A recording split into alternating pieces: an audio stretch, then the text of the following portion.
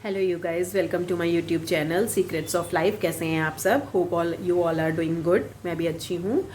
बहुत दिन हो गए हमारी कहीं बाहर आउटिंग नहीं हो पा रही थी। डेली लाइफ से, रूटीन से थोड़ा बोर हो गए थे, तो मैंने अपनी फ्रेंड को कॉल करा और उससे बोला कि चलो कहीं चलते हैं थोड़ी देर के लिए। तो उसने सजेस्ट किया कि चलो झंडे जी के मेले लगा हुआ है यहाँ पर, तो हम वहीं चलते हैं।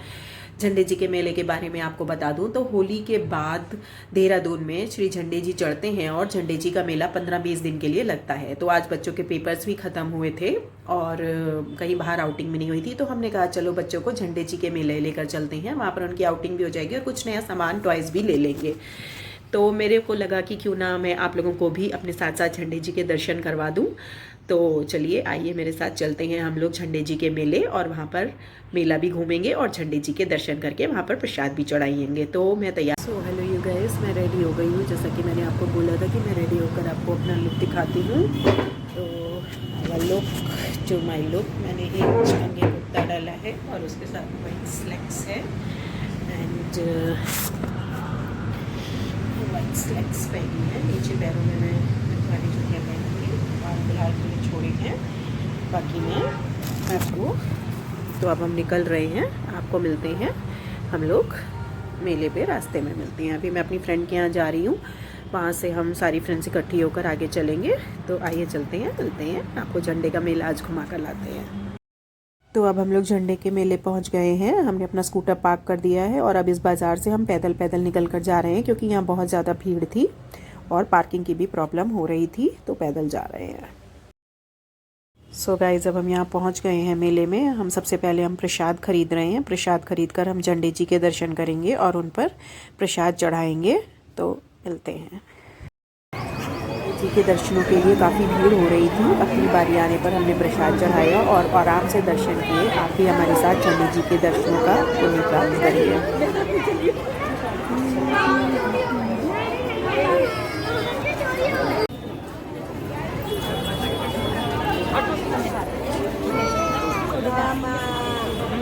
कितना अच्छा लगता है, हाय मेरी बेटी सुनी है। प्रसाद चढ़ाने के बाद हम अंदर की तरफ चल दिए दरबार साहब के दर्शन करने के लिए। ये हम सारे फ्रेंड्स हैं और हमारे बच्चे हैं। तो आइए चलिए आप भी हमारे साथ साथ अंदर के दर्शन करिए।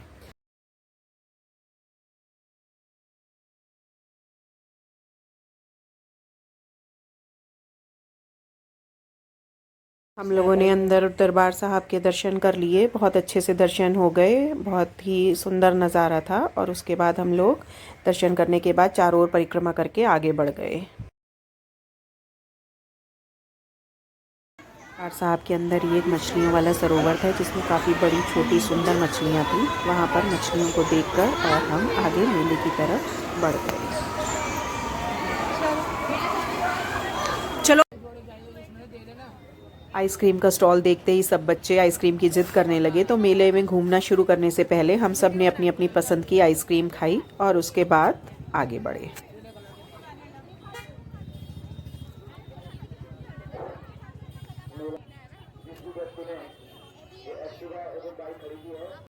मेले में अलग अलग तरह की दुकानें लगी हुई थी, कुछ रसोई के सामान की, कुछ बच्चों के खिलौनों की, झुमकों की। तो हमने वहाँ पर खरीदारी करी और उसके बाद बच्चे झूला झूलने की जिद करने लगे।